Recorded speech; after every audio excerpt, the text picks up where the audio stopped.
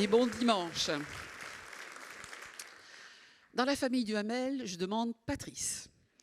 Je ne sais pas vous, mais si j'imagine les repas de famille entre Alain Duhamel d'un côté, Patrice Duhamel, Nathalie Saint-Cric, l'épouse de Patrick, et maintenant Benjamin Duhamel qui excelle sur BFM TV, je vous laisse imaginer, ça doit être assez sympa. Après tout, il y a bien des familles de boulangers, il y a des familles de médecins, d'agriculteurs. Pourquoi n'y aurait-il pas des familles de journalistes? Pourquoi la passion pour le journalisme politique ne se transmettrait-elle pas? On en parlera sans doute. Quand on est comme notre invité, quand on a rencontré comme notre invité tous ceux qui occupent les plus hautes fonctions, quand on connaît aussi bien les arcanes de la vie politique française, comment ne pas avoir envie de les partager? Un observateur privilégié de nos institutions et de ceux qui nous gouvernent, Patrice Duhamel a sans doute beaucoup à nous apprendre. J'accueille Patrice Duhamel.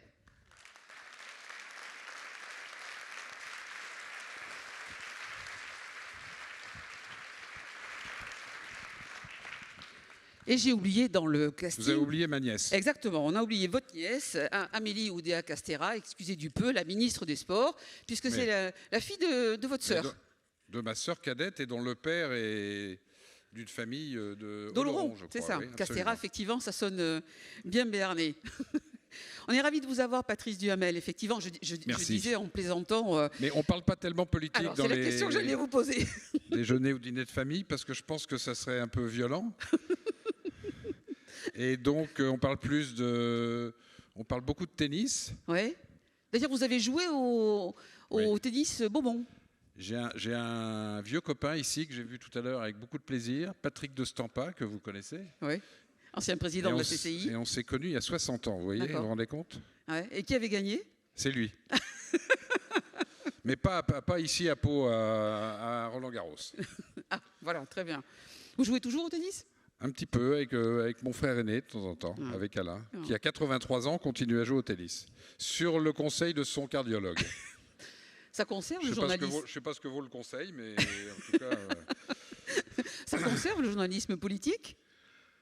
Écoutez, non, ce qui est formidable, c'est que j'ai eu la chance, vraiment la chance, hein, c'est avec beaucoup de hasard, dont certains, j'en parlais tout à l'heure avec Patrick de Stampa, dont certains sont d'ailleurs liés au tennis. Par exemple, je lui disais que le fait que j'ai connu très bien Jacques Chaban-Delmas, qui n'est pas très loin, qui n'était pas très loin d'ici, très bien, et je jouais beaucoup au tennis avec lui, même quand il était Premier ministre. Ça ouvre des portes de la politique. J'avais des oui, c'est le tennis qui vous a... J'avais, quand il était Premier ministre, des informations parfois très, très confidentielles. Et parfois, c'est moi qui lui en donnais de manière assez étonnante. Mais non, j'ai eu le privilège, parce que j'ai été reporter. Tout à fait. Après, j'ai été chef du service politique de TF1. Et puis, je raconte pas tout, parce que c'est pas... directeur des programmes de France 2. Voilà, donc j'ai été surtout directeur général de Radio France et de France Télévisions. Et donc là, je voyais les présidents ou les premiers ministres de manière institutionnelle, c'est-à-dire je négociais des budgets avec eux, etc. Donc j'ai eu les deux côtés, un peu de l'extérieur et de l'intérieur. Et je sors un livre au mois de janvier dont je suis en train de terminer la lecture des épreuves. Et la semaine prochaine... Qui traitera de quoi? Et je vais vous en dire un mot. Et je dis au début du livre que, en dehors du général de Gaulle, j'ai eu le privilège de connaître tous les présidents, donc les 7 présidents et les 24 premiers ministres qui sont à Matignon depuis 1959. Joli palmarès. Donc voilà, je parle de ces souvenirs dans ce livre, puisque vous me posiez la question.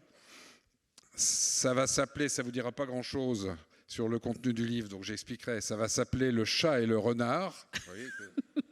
On avait le loup et le chien avec votre épouse hier. Voilà, parce que je raconte mes souvenirs sur une douzaine de couples président-premier ministre, ceux qui me paraissent les plus intéressants, les plus romanesques aussi, ceux que j'ai connus de l'intérieur, Giscard Chirac, très très bien connus les deux.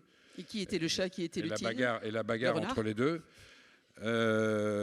J'ai très bien connu Sarkozy-Fillon, Chirac-Jospin, Macron-Édouard Philippe, etc. Et pour chacun de ces couples, j'ai d'ailleurs eu du mal, mais j'ai trouvé une fable de La Fontaine qui corresponde. Voilà. Et donc pour le titre, je voulais une fable de La Fontaine. Et j'ai trouvé cette fable que je ne connaissais pas, parce qu'il y a 170 fables de La Fontaine. Et il y a cette fable qui s'appelle Le chat et le renard. Voilà, c'est un peu Mitterrand-Rocard, par exemple. Voilà. Justement, si on fait un rapide... Parce que Mitterrand, je dis dans le livre qu'il est à la fois chat et renard. Ce qui n'étonnera personne, je pense. Qu'est-ce qu'il avait du chat? Qu'est-ce qu'il avait du renard? Il avait du renard la ruse, et il avait du chat la fidélité avec ses amis, et parfois coupable, hein, parce que d'être fidèle avec René Bousquet, c'est pas ce qu'il a fait de mieux quand même. Ouais. Même s'il ne l'a connu. J'ai interviewé Robert Badinter il y a quelques jours, c'était très émouvant d'ailleurs, et on parlait de ça avec lui. C'est des entretiens que je fais avec Michel Cotta pour l'Institut national de l'audiovisuel, qui vont être des entretiens patrimoniaux, qui pourra trouver sur le site de l'INA à partir de la fin de l'année prochaine, où on interviewe une douzaine des grands dirigeants politiques de la fin du XXe et du début du XXIe, dont le maire de Pau d'ailleurs, mais surtout président, Premier ministre, et puis quelques ministres qui ont compté, comme Badinter, comme Jacques Delors, comme François Bayrou. Et on les interviewe sur tout leur parcours, toute leur vie, parce qu'on commence avec l'enfance et on va jusqu'à aujourd'hui. Et on parlait justement avec Robert Badinter de René Bousquet, qui nous faisait remarquer qu'il n'avait pas beaucoup de plaisir à imaginer que son ami François Mitterrand pouvait avoir des relations amicales avec l'ancien secrétaire général de la police de Vichy, quand même. C'est moins qu'on puisse dire. Mais il nous disait qu'effectivement, il l'avait connu qu'après 1945. Vous parlez de votre collaboration avec Michel Cotta. Vous avez également réalisé avec elle documentaire en 3 épisodes que l'on peut voir encore d'ailleurs sur Public Sénat. Président, gratuitement, gratuitement, dont un a reçu un prix il y a peu de temps, il y a quelques mois au Festival du documentaire. Président, le prix à payer. Vous attachez beaucoup au président, à la fonction présidentielle. Qu'est-ce qui, pour vous, en quoi cette fonction-là vous attire plus que les autres? Qu'est-ce qu'elle a de plus intéressant, même si elle est évidemment la plus haute? Ce qui ne surprendra pas, c'est parce qu'ils sont élus au suffrage universel. Parce que contrairement à ce que dit l'article 20 de la Constitution, le Premier ministre détermine et conduit la politique de la nation. Article 20 qui n'a jamais été respecté. Le collaborateur, comme disait l'autre. Même Michel Debré avec le général de Gaulle en 1959, c'est pas lui qui déterminait la politique de la nation, c'était le général de Gaulle. Alors le Premier ministre conduit, on en parlait hier soir au dîner avec le conseiller constitutionnel d'Emmanuel Macron. Donc je ne vous dirai pas ce qu'il m'a répondu là-dessus. C'était bien entendu confidentiel.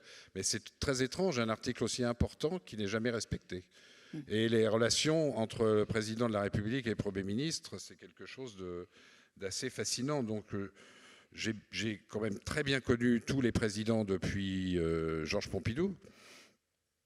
Et une des raisons pour lesquelles, comme mon frère aîné d'ailleurs, on n'est pas toujours d'accord sur tout, mais là-dessus, pour les avoir vus travailler, décider, arbitrer, gérer des crises majeures, prévisibles ou totalement inattendues, les gilets jaunes, le Covid, pour ce qui concerne l'actuel, je pense qu'ils sont trop critiqués. Je vais vous dire les choses telles que je le pense.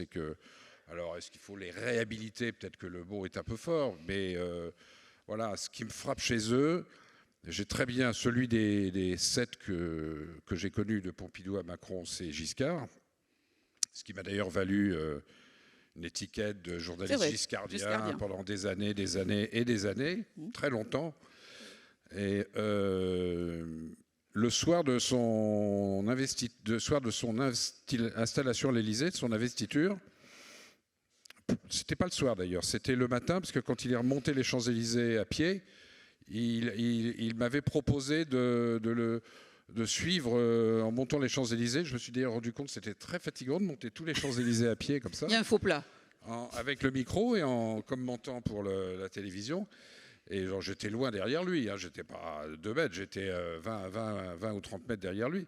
Et à la fin de la cérémonie, il est venu vers moi et il m'a dit vous savez quel est mon état d'esprit actuellement? Je lui dis bah non, mais voilà. Il me dit eh bien, je vais vous dire.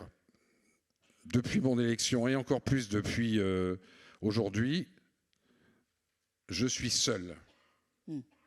Et ce qui me frappe, ce qui me fascine, ce que l'opinion et les médias ne mesurent pas toujours. Alors maintenant, je ne vais pas les plaindre. Les présidents, ils ont été candidats. Ils voulaient être président de la République. Et ceux qui l'ont été ont été élus. Très bien. Bon. Mais ils sont seuls. Et au moment de la décision, ils sont seuls.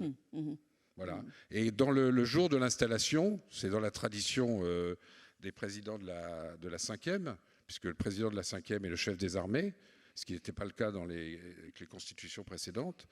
En fin d'après-midi, le jour de l'installation, le président se fait expliquer par les responsables militaires le fonctionnement de la force de dissuasion. Et depuis que Giscard a fait installer le PC Jupiter dans le sous-sol de l'Élysée, c'est là que passait Napoléon III pour aller retrouver sa maîtresse qui était de l'autre côté de la rue de l'Élysée. C'était un souterrain et voilà. Donc il a fait utiliser une partie de ce souterrain pour installer non pas la mécanique de la force de dissuasion, mais un endroit où on peut identifier où ceux qui gèrent la force de dissuasion aérienne, maritime, terrestre peuvent, par un écran, voir que ou entendre que c'est le président de la République à travers un certain nombre de codes. Donc c'est là qu'on peut dire que c'est une salle de commandement. Il y a la même à la Maison-Blanche, etc. J'imagine au Kremlin. Et là, ils se sentent, j'ai eu le témoignage de Giscard, mais aussi de Nicolas Sarkozy, par exemple, et d'autres. Et là, le poids quand on leur explique que c'est eux qui doivent décider un jour, ça peut arriver. C'est heureusement jamais arrivé. C'est quand même très peu probable que ça arrive, mais le jour où ça doit arriver, pour défendre la nation française, c'est eux tout seuls, qui doivent décider. Voilà. En responsabilité. Et il y a j'ai fait un livre avec mon ami Santa Maria il y a une dizaine d'années, qu'on réactualise à chaque élection présidentielle sur l'Élysée et les secrets, les mystères. Les secrets, les coulisses, les mystères de l'Élysée. C'est un livre historique. Depuis que l'Élysée existe, ça fait 3 siècles. Par ordre alphabétique, c'est très intéressant, passionnant. Et, voilà, et ça se lit, ça se lit facilement. Et c'est les codes. Les codes nucléaires, alors il y a toute une légende autour de ça, mais maintenant c'est la mallette qui est tenue par l'aide de camp, qui suit le président de la République partout où il est.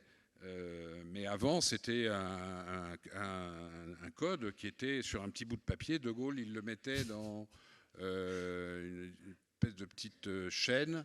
Et il y avait avec un petit tube ou quelque chose comme ça. Il y avait la photo de sa fille Anne. La malheureuse Anne de Gaulle, qui était une handicapée. On en parlera. Qui est morte à 20 ans. Il y a une autre anecdote extraordinaire, c'est que le jour où Mitterrand s'est installé, lui, on lui a donné je crois que c'est le dernier qui a eu ça sur un papier. À partir de Chirac, après, c'était différent. Mais donc Giscard lui a donné le papier avec le code nucléaire. Il a mis ça dans la poche de son costume pendant la passation de pouvoir. Et puis après, comme la journée d'investiture, c'est très long, il y a les Champs-Élysées, il y a une revue militaire derrière le palais, devant le parc, etc. Enfin, c'était beaucoup de choses. Et après, il est allé se changer avant le dîner du soir. Et le costume est parti au pressing. Et il a oublié le costume est parti. Je ne sais pas où est le pressing de l'Élysée, mais en tout cas, le costume est parti avec le code nucléaire. C'est rassurant. Dans la poche. Voilà. Donc j'imagine qu'ils ont changé le code dans la seconde. Voilà, donc l'honneur est sauf. Patrice Duhamel, ne trouvez-vous pas que... Il ne faut pas me parler de l'Élysée, parce que sinon vous serez encore là à midi. 3 heures de l'après-midi. Il y a d'autres invités derrière, dont Marie Calter qui est arrivée. Patrice Duhamel, ne trouvez-vous pas que la fonction présidentielle, pour reprendre le titre d'un de vos ouvrages, La République abîmée, ne s'est-elle pas un peu abîmée au fil du temps, au fil des mandats? Et ceux qui l'ont occupée, n'ont-ils pas plus ou moins contribué à ce qu'elle s'abîme un peu? Alors, oui, alors, dans La République abîmée, on traite d'une dizaine de grandes affaires. Et là, je parlais de la fonction présidentielle. Celles qui m'ont beaucoup marqué, il y en a deux notamment dans ce... On en parlait aussi. Alors, il y en a qui sont très importantes, comme l'affaire Ben Barka, avec des conséquences politiques, diplomatiques très importantes, etc. Une histoire extraordinaire parce que on pensait que De Gaulle était au courant de tout, etc. Et cette affaire s'est faite totalement en dehors de lui. Il a découvert le truc quand on lui a dit Ben Barka, qui était le leader de l'opposition marocaine. On va en parler, voilà. Mais sur la fonction présidentielle abîmée. Alors, ce qui abîme peut-être la fonction présidentielle, c'est le fait que, par leur statut, et ça s'est accéléré avec le quinquennat en 2000,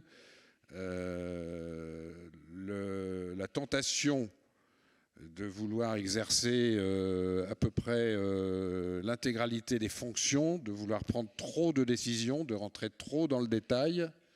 Moi, j'ai des souvenirs avec tel ou tel président, je ne vais pas passer mon temps à les citer, mais quand je dirigeais Radio France ou France Télévisions et qu'il m'arrivait de les voir pour des raisons institutionnelles, de rentrer dans des détails absolument incroyables. Ils étaient au courant de la grille de programme de France 2 et de France 3, me disant, mais tu mets une... Quand je dis tu, donc vous allez comprendre de qui il s'agit, parce qu'il tutoie tout le monde, et notamment les journalistes. Il me disait, mais ce magazine-là, qui est très bien d'ailleurs, il est bien ton magazine, mais pourquoi tu le mets le mardi, tu devrais le mettre le mercredi? Bon, d'accord, voilà. Donc, un président ne devrait pas s'occuper de ça. Un président ne devrait pas s'occuper de tout. Voilà. Alors, vous parliez effectivement de ces affaires. La République abîmée, c'est 10 affaires qui ont marqué... Mais oui, Patrice. Il faut qu'on parle de réhabilitation quand même. Oui. Voilà. Juste un mot, pardon. Je ne veux pas bouleverser votre... Je pense qu'on ne mesure pas le poids des responsabilités, qu'on a tendance, c'est les médias, mais c'est l'opinion à travers les sondages et à travers l'abstention, etc., etc., ont un regard un peu pavlovien sur ce qui se fait ce qui est moins bien réussi par rapport à ce qui est réussi. Juste un exemple, j'en parlais là, juste avant d'entrer avec Nicolas Bouzou, que vous aurez la chance d'entendre, je ne sais pas si aujourd'hui ou ce soir, oui. Ce soir. Ouais. Dans les 3 jours qui ont précédé la décision de Standard & Poor's de maintenir la note de la France, il y avait beaucoup de papiers avec beaucoup de place en expliquant que voilà le risque, la dette, qui est un énorme problème. Ce n'est pas devant François Bayrou, je ne sais pas s'il est là, que je vais parler de l'importance de la dette. Parce que franchement, ça fait 20 ou 25 ans qu'il est à fond et à juste titre là-dessus. Mais les médias parlaient énormément, laissant entendre que la note serait sans doute dégradée, et expliquant pourquoi. Bon, la note n'a pas été dégradée, même s'il y a une perspective préoccupante, négative, etc. Mais vous avez vu que, par exemple, je ne veux pas critiquer du tout mes confrères, hein, mais c'est un réflexe aussi pavlovien des médias. On n'en parle quasiment plus maintenant. Depuis que la note a été maintenue vendredi soir à 22h30. On passe à autre chose. Ouais, on est complètement passé à autre chose. Donc je ne veux pas défendre tous les présidents systématiquement. Je dis simplement, et les premiers ministres pareil, et parfois le personnel politique. Je mets à part les extrêmes des deux côtés. Hein. Je pense que ce sont des gens qui, que ce soit au niveau municipal, départemental et national, au gouvernement ou dans la majorité ou dans l'opposition, ce sont des gens qui, 90% de ceux que j'ai connus, et j'en ai quand même connu beaucoup, ont comme objectif le bien commun, travaillent pour l'intérêt général, et qu'on a tendance, globalement, l'opinion, comme les médias, je ne veux pas être que les médias, l'opinion aussi, à ne voir que le mot... Alors c'est le côté français, hein.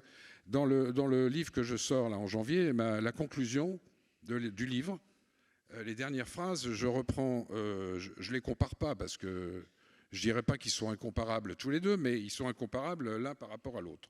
Macron par rapport à De Gaulle. Mais De Gaulle, un jour où il était de mauvaise humeur, très belle formule, très gaulienne, que mon ami Jacques Santamaria a inventée pour un de nos livres sur les jours d'après. Pour De Gaulle, c'était après la démission.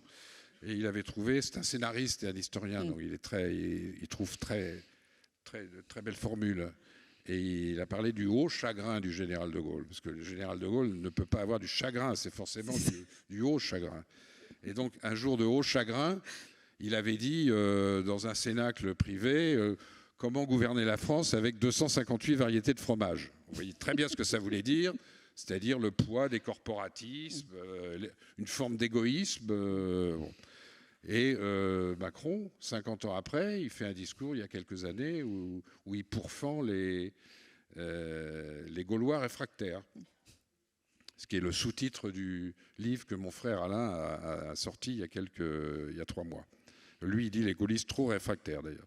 Mais Macron avait dit les gaullistes réfractaires, et c'est vrai qu'il y a une forme de frilosité des Français, un peu de schizophrénie sur les réformes. C'est-à-dire on est très content des réformes qui concernent les autres. Quand elles nous concernent, on est un petit peu moins enthousiaste. Voilà. Mais pour autant... C'est pas une réhabilitation béate, naïve, bébête. Voilà, je pense sincèrement que, et à force de critiquer les politiques, je vous dise, on n'en trouvera plus. Ou alors on les trouvera à un niveau médiocre. Et moi, je connais, vous avez parlé de Benjamin tout à l'heure, notre fils qui a 29 ans. Sur BFM TV. Oui. Qui est journaliste. Je connais beaucoup de ses amis qui ont fait, lui il a fait Sciences Po, puis il est devenu journaliste après, mais qui ont fait après l'ENA, etc., dont un de ses très bons copains qui est sorti major, le dernier major de l'ENA, puisque maintenant c'est tout à fait autre chose, avec la réforme, mais ils n'ont plus trop envie de faire de la politique, parce qu'ils voient, on décortique la moindre chose, on déclare, je ne veux pas faire du populisme, je ne supporte pas ça, mais quand on a une responsabilité... Moi, quand je suis rentré et sorti de France Télévisions, ce que j'ai trouvé normal, j'ai aussi été criblé par la haute autorité de la transparence, etc. Mais vous devez déclarer, je caricature un peu, une bicyclette, un tableau que vous avez chez vous, un tableau de famille que vous avez chez vous depuis 3 générations. Non, mais je parle des politiques. Ah oui, voilà. Donc c'est quand même très pesant, plus le fait... Voilà. Alors, maintenant, ce qui, moi, me frappe dans l'évolution, vous parliez de l'évolution, ce qui me frappe, c'est, et ce qui a été totalement sous-estimé, mais totalement, par tout le monde, les politiques, les journalistes, l'opinion, c'est la conjonction, le quinquennat, les chaînes d'information permanentes et le développement, l'irruption et l'explosion des réseaux sociaux. Et ben vous additionnez ces 3 choses, les politiques vivent une vie infernale avec tout ça. Voilà. Le quinquennat, ça accélère le rythme de la vie politique, donc maintenant... c'est quelque chose auquel je suis attaché. J'ai fait un documentaire là-dessus il n'y a pas longtemps. Il faut que dans les 100 jours, tout soit à peu près réglé. Ce qui a été fait avant le quinquennat, parce que Giscard, dans les 100 jours, il a fait le droit de vote à 18 ans, la première ébauche de la loi avec Simone Veil sur l'IVG, l'interdiction des écoutes téléphoniques, la création du Conseil européen, etc. Tout ça dans les 100 jours. Mais là, maintenant, au bout de 100 jours, vous êtes quasiment sur le mandat suivant. Et si vous ne pouvez plus vous représenter, ce qui est le cas aujourd'hui, au bout de 100 jours, là on y est déjà, ou on va y être l'année prochaine, vous êtes déjà dans qui va succéder à Emmanuel Macron, qui va-t-il soutenir, voilà. Donc il y a un rythme absolument effréné qui rend les choses très difficiles, parce que vous avez à côté de ça une tradition administrative et institutionnelle française qui fait que quand vous annoncez une loi, Conseil des ministres. D'abord, le ministre ou le Premier ministre ou le Président l'annonce. Après, il y a la loi qui est adoptée en passe au Conseil d'État. Après, ça passe au Conseil des ministres. Après, ça passe au Parlement, Assemblée nationale, navette, commission mixte paritaire, etc., etc. Après, il y a les décrets d'application. Et puis, les lourdeurs et les pesanteurs de l'administration. Tout ça, ça vous fait, sans exagérer, 1 an et demi minimum. Sauf une loi qui est facile avec un article. Bon. C'est terrible parce que l'opinion a le sentiment qu'on a annoncé quelque chose et puis qu'après, il Oui, se passe rien rien. ne se passe, tout à fait. Voilà. Ouais. Donc, Comment vous expliquez donc il y a ça. Après, il y a les chaînes d'information. Bon, On va pas y arriver, hein. moi, j'y vais de temps en temps, mais pas trop souvent non plus. Bon, on sait ce que c'est. Ça oblige à réagir dans la minute. Dans la minute. Il y avait je crois que c'est sous Sarkozy, il y a eu un très bon bouquin qui s'appelait, je crois, La tyrannie de l'urgence ou quelque chose comme ça, et qui disait un fait divers, un 20h, Oui, une loi. Oui, tout à fait. Voilà. Ouais. On a connu cette période-là. Patrice Duhamel, s'il vous plaît. Merci. Pour autant, cette fonction présidentielle, avec tout ce que vous venez de dire, elle reste quand même. Les Français, ils restent très attachés. Ça fait partie. Et jamais. Alors, Mélenchon peut toujours raconter ce qu'il veut. Il y a 80% des Français, y compris une large majorité de l'électorat des Insoumis, de ce qu'il en reste, est totalement favorable à l'élection au suffrage universel. Avec la fonction de maire, c'est les deux mandats, enfin les deux fonctions auxquelles les Français sont les plus attachés. Oui, alors c'est très différent. Ils sont attachés à la fonction de maire, c'est évident, qui est la plus populaire, et c'est légitime. Moi, j'ai été maire d'une métropole de 365 habitants. Je crois que maire sans étiquette, hein, voilà, en Normandie. Donc je me souviens de ce que c'était, mais ça n'a rien à voir avec une grande ville, bien entendu. Mais j'étais maire 6 ans, et puis c'était très bien, puis je suis passé à autre chose. Mais ça m'intéressait, je vois ça me prenait pour 365 habitants 2 jours plein par semaine. Ah oui, bien sûr. Bon. Donc, c'est la fonction préférée, c'est normal. Pour la présidence, je dirais que l'élection du président au suffrage universel est plus populaire que la fonction présidentielle. C'est peut-être un peu abstrait ce que je dis, mais je le pense vraiment.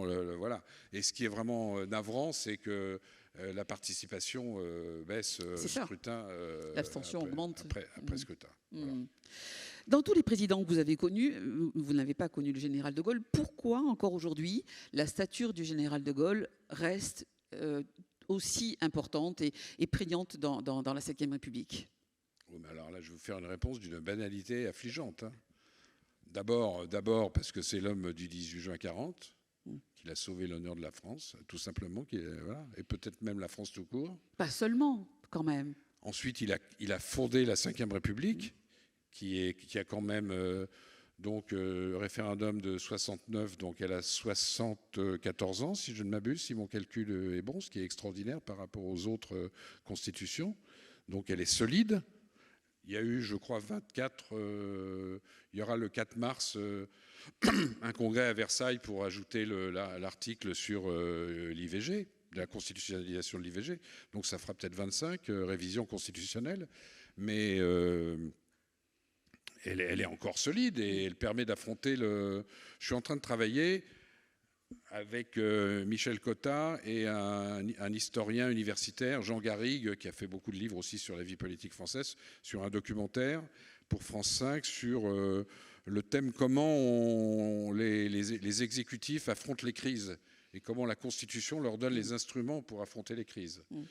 Voilà, elle est faite pour affronter les crises. Et elle a permis d'affronter des crises. Et on l'a vu alors, encore. De Gaulle, l'article 16 au moment du putsch des généraux, mais la dissolution, mais le référendum, mais le changement de Premier ministre, tout ça, ce sont des instruments majeurs qui, s'ils n'existaient pas, rendraient la vie politique quasiment ingérable.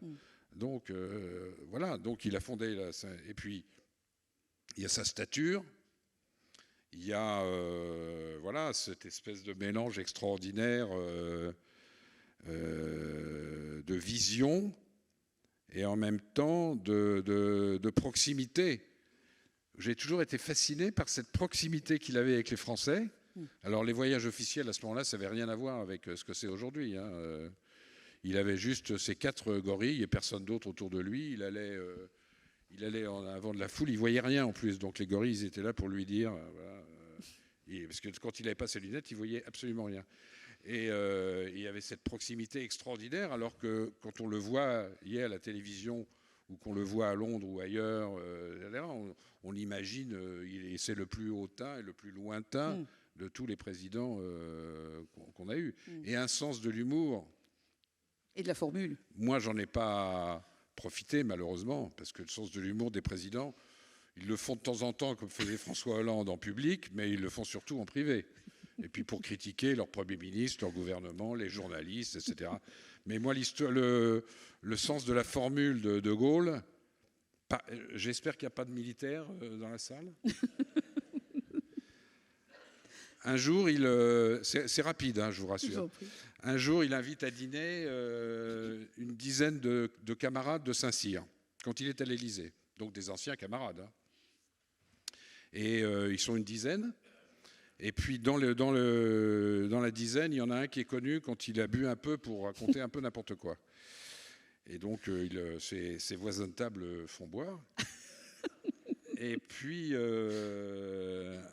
la fin du dîner, il tape sur son verre déjà devant le général de Gaulle. C'était quand même... Et il se lève et il dit général, vous savez l'admiration que j'ai pour vous, juin 40, ce que vous représentez, etc., etc. Mais mon général, je vais vous dire, puisque nous sommes entre nous, il y a une chose que je ne vous pardonnerai jamais. Une stupéfaction générale, tout le monde est là. Et c'est d'avoir donné le droit de vote aux femmes.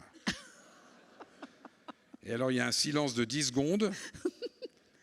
C'est long, hein. Et De Gaulle lui dit merci de votre contribution au débat, mon général, parce qu'ils étaient tous généraux, amiraux, etc. Et il ajoute, parce que c'est lui qui avait pris cette décision en août 45, de redonner. Oui. Je crois que vous me faites penser à quelque chose. J'ai peut-être fait une erreur en août 45, c'est d'avoir redonné le droit de vote aux militaires.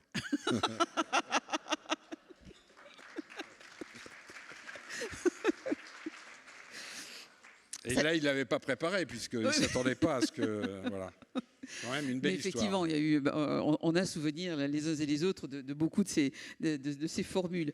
Je voudrais qu'on s'attarde un peu, s'agissant de Gaulle, de cet ouvrage que vous avez publié il y a quelques années, toujours avec votre compère Jacques Santamaria. Et qui est toujours d'actualité. Bien sûr, De Gaulle inattendu, avec de formidables photos. Et puis vous avez eu cette idée de proposer à des personnalités, beaucoup du monde politique, d'écrire quelques lignes sur la photo.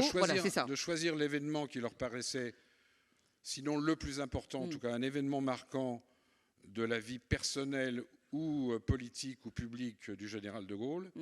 Ensuite, on leur proposait un choix de photos correspondant à cet événement. Ils choisissaient une photo et ils faisaient un texte. Par exemple, le maire de Pau avait choisi cette photo effectivement, extraordinaire. On le voit, voilà, c'est ça. Du général de Gaulle, personnellement, ma préférée, avec cette fille Anne sur les genoux, où De Gaulle est sur une plage, costume 3 pièces avec son chapeau, et sa fille Anne, qui a 5 ou 6 ans, handicapée. Et c'est une photo d'une tendresse inouïe, quoi. Moi, quand on a fait quelques signatures pour ce livre, il y a des gens qui, voyant cette photo, qui n'est pas inédite, elle a été... Bien sûr. Mais c'est une photo extraordinaire, qui ont les larmes aux yeux en voyant cette photo. Mais je suis tout à fait de cet avis-là. Et vous dites d'ailleurs dans votre avant-propos, c'est une de ces photos qui montre que le général de Gaulle, cette photo mêle vraiment intimement l'homme politique qu'il était, bardé de ses fonctions officielles, et sa vie privée et tout ce qui le touchait dans son intimité la plus sensible, parce qu'on sait que cette jeune fille morte à 20 ans, il a eu cette phrase à sa femme le jour de son décès: maintenant, elle est comme les autres. Oui. Et en fait, il y avait ça tout le temps chez le général de Gaulle. D'après sa famille, et je connais 2-3 personnes dans sa famille, des petits-enfants, il a pleuré 2 fois dans sa vie. En tout cas, c'est la légende familiale chez les De Gaulle. La première fois, quand Anne est décédée, je crois, au 47 ou 48, je crois, de mémoire, à 20 ans. Et la deuxième fois, quand sa fille, Elisabeth, il a eu 3 enfants. Il y a eu 3 enfants. Il y a eu Philippe de Gaulle, l'amiral, qui vit toujours, qui a 101 ou 102 ans, je crois. Ah oui. Oui, qui est aux Invalides. Qui a toujours sa tête, hein, une fille, Elisabeth, et Anne. Et quand Elisabeth a eu une fille, elle l'a appelée Anne. en mémoire de sa sœur. Et général de Gaulle a fondu en larmes. Dans La République abîmée, Patrice Duhamel, vous passez en revue des affaires qui marquent encore notre mémoire collective, parce que vous dites qu'elles sont constitutives et qu'elles sont liées intimement à la période dans laquelle elles s'inscrivent et qu'elles donnent à voir le fonctionnement de la période dans laquelle elles s'inscrivent. On peut s'arrêter brièvement, si c'est possible pour vous, sur l'affaire Ben Barka et l'affaire... Je vais faire un effort. Et l'affaire Boulin, que vous avez suivie de très près et que vous connaissez bien. Oui, alors je vais juste citer 2 autres affaires. Oui, parce que ça va de... Mais qui je vous accorde. Qui sont toutes aussi révélatrices. Tout à fait. La première, parce que c'était un de mes meilleurs amis, et c'est une affaire qui devrait,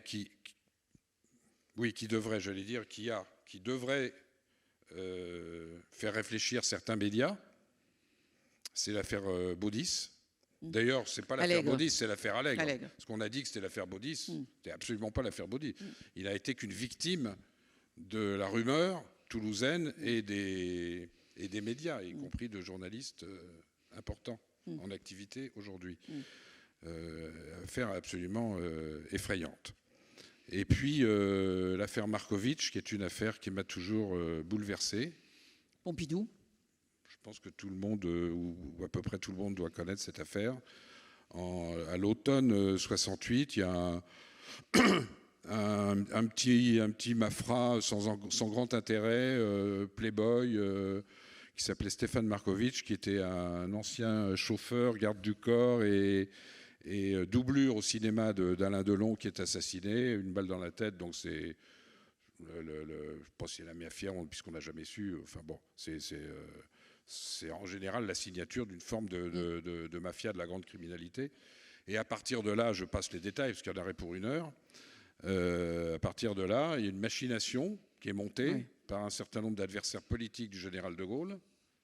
Le Premier ministre de l'époque, Maurice Couve de Burville, ancien ministre des Affaires pendant 10 ans étrangère du général de Gaulle, le garde des Sceaux, René Capitan, etc., etc., des services de police, des anciens du SAC et de l'OAS qui en voulaient notamment à Pompidou d'avoir été trop souple, trop main tendue avec les étudiants au début des événements de mai, donc qui précédaient de 6 mois l'automne 68. Et à partir de là, pour empêcher Pompidou de succéder à De Gaulle, puisque tout le monde s'imaginait que ça serait lui, ils montent une opération invraisemblable. Mettant en cause Claude Pompidou. C'est même pas des fake news, c'est au-delà de ça. Ah oui. Avec des photos truquées. C'était dégueulasse. Où on rajoute la tête de Claude Pompidou sur le corps d'une starlette. Enfin, c'est un truc invraisemblable. Et voilà, c'est une affaire sur laquelle j'ai beaucoup écrit. J'ai même fait un scénario de film qui n'a pas été tourné, mais peut-être le sera-t-il un jour. C'est une affaire tout à fait extraordinaire. Ça me permet de contredire ma tendre épouse. Vous allez comprendre pourquoi, pour ceux qui étaient là hier et qui l'ont écouté. Elle a dit qu'aujourd'hui, dans le personnel politique, plus personne quasiment ne savait réciter des poèmes. Or, avant-hier soir, pendant le dîner avec votre mère, MAIRE, François Bayrou a récité ce poème extraordinaire de Pompidou dans une conférence de presse à propos, vous allez voir le lien, à propos de l'affaire Gabrielle Russier, une professeure qui était tombée amoureuse d'un de ses élèves de 17 ans en 1969 et qui a été condamné et qui s'est suicidé, qui a fait quelques semaines de prison, qui s'est suicidé après. Et quand Pompidou a été interrogé là-dessus en conférence de presse, il a récité un poème d'Éluard, qu'Éluard avait écrit pour les femmes tondues à la Libération. Comprenne qui voudra, moi mon remords, ce fut la victime raisonnable au regard d'enfants perdus, etc., etc. Et donc François Bayrou nous a récité ce poème. Et Voilà, il y a d'autres présidents aussi, y compris l'actuel, qui de temps en temps récitent aussi des poèmes. Je ferme la parenthèse, je rectifie, Nathalie. Ça, c'est des règlements Voilà. de compte familial. Très bien. Non, mais pourquoi je parle de ça à propos de l'affaire Markovitch? C'est que certains de ses proches ont dit que Pompidou, à travers ce poème, en réalité pensait à l'horrible souffrance que sa femme a vécue pendant l'affaire Markovitch. C'est ce qu'il a le plus meurtri d'ailleurs dans cette affaire. Ouais. Donc je reviens à votre question. Merci. Ben Barka, parce que c'est une espèce de résumé un peu synthétique, un peu rapide d'une période de l'après-guerre, même si c'est en 65, c'est encore l'après-guerre, avec quand même des officines de police, des milieux un peu troubles, des barbouzes dans tous les sens, etc. C'est une affaire inimaginable. Comment on peut imaginer qu'un jour, devant Boulevard Saint-Germain, à l'heure du déjeuner, devant la brasserie Lippe, on enlève le principal opposant, qui était en plus un des grands leaders du tiers-monde à cette époque-là, voilà, sans que le président de la République le sache. Alors, dans son gouvernement, il y en a qui étaient au courant. Mais bon, ça, c'est déjà quelque chose d'invraisemblable. Et l'affaire Boulin, que vous avez... Alors, l'affaire Boulin, elle est révélatrice. Alors, ce qu'il y a, c'est que c'est difficile de le commenter dans la mesure où on ne sait pas, et moi je ne sais pas, moi j'ai toujours pensé que c'était suicidé, mais il y a des livres, des enquêtes qui ont été faites, etc., selon lesquelles il aurait été assassiné. Moi, le seul témoignage que j'ai, il y avait une émission à ce moment-là, sur Europe 1 qui s'appelait Le Club de la Presse, qui était tous les dimanches soirs. Et 8 jours ou 10 jours avant sa mort, j'étais dans l'émission et c'était Robert Boulin l'invité. Et je le connaissais assez bien à travers Jacques Chaban-Delmas, que je connaissais très bien. Et après l'émission, Boulin m'a pris à part et il m'a dit, on se connaît un petit peu. Il m'a dit, on a un ami commun, Chaban-Delmas. Je lui ai dit, c'est votre ami. Moi, je n'oserais pas dire que c'est mon ami, mais je le connaissais bien et j'aimais énormément Chaban-Delmas. Et il m'a dit, mais vraiment les yeux dans les yeux, formule néfaste, les yeux dans les yeux, est-ce que vous pensez que je suis un homme malhonnête? Parce qu'il avait l'affaire de Ramatuelle. Immobilière, etc. tout à fait. Voilà. Je lui ai dit, non, voilà. Mais il était complètement défait, dévasté. Et quand 10 jours après, on a appris que... Puisqu'à ce moment-là, on a dit c'est un suicide. Moi, ça ne m'a pas étonné. Alors après, qu'est-ce qu'il y a eu derrière, je l'ignore. Mais la violence, soit du suicide, soit, si c'est le cas, je n'en sais rien, de l'assassinat, c'est la violence politique, c'est quelque chose absolument invraisemblable, quoi. Voilà. Alors, on va passer rapidement, mais le thème des idées mènent le monde de cette année, c'est des raisons d'espérer. Au regard de votre... La réhabilitation des politiques. Alors voilà, exactement. Oui, parce que je ne choisissais pas votre jour pour me parler des raisons d'espérer. C'est le moins qu'on puisse dire. Mais voilà, je vais dire des choses banales. Hein. Je pense que les Français, ils ont une tendance à cultiver plus ce qui les divise que ce qui les unit. Qu'ils ont plutôt tendance... Vous vous rendez compte que dans des sondages récents, quand je dis récents, c'est quelques années, peut-être que ça a évolué depuis, compte tenu de ce qui s'est passé dans ce pays, les Français étaient plus pessimistes sur leur avenir que les Afghans. Donc on est curieusement, ça a été évoqué hier avec l'un de vos invités,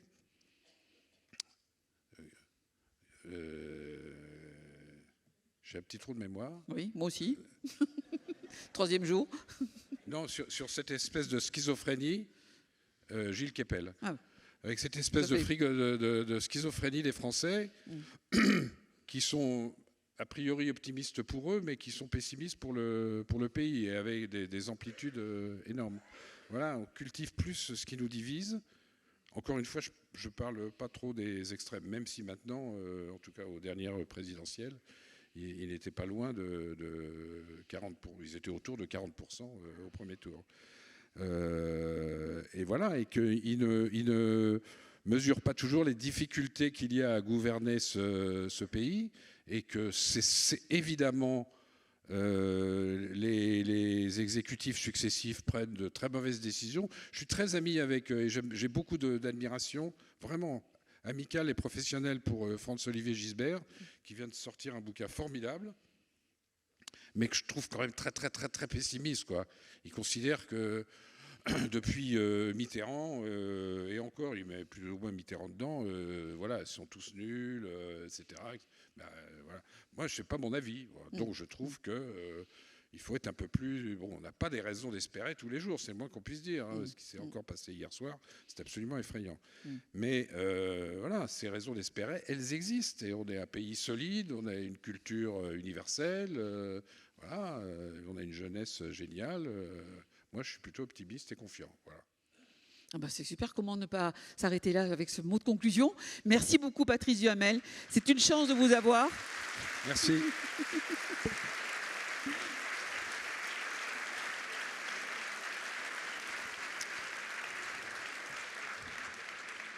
Merci de nous avoir donné à voir un peu... J'ai pas toujours répondu aux questions. Vous allez me dire que je deviens comme un homme politique. Il y a des relations qui sont très très proches. Merci et on vous retrouve pour la dédicace.